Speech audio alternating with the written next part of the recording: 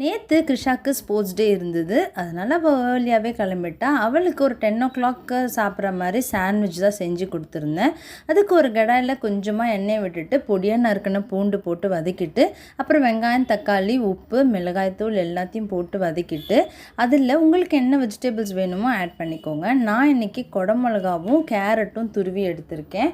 இந்த வெஜிடபிள்ஸ்லாம் ஆட் பண்ணிவிட்டு மீடியம் ஃப்ளேமில் வச்சு நல்லா வதக்கி விட்டுக்கோங்க. அப்புறம் காரத்துக்கு கொஞ்சம் பெப்பர் போட்டிருக்கேன், அப்புறம் ஆர்கானோ, அப்புறம் லாஸ்ட்டாக ஒரு க்யூப் சீஸ் எடுத்து நல்லா துருவி போட்டுட்டேன்.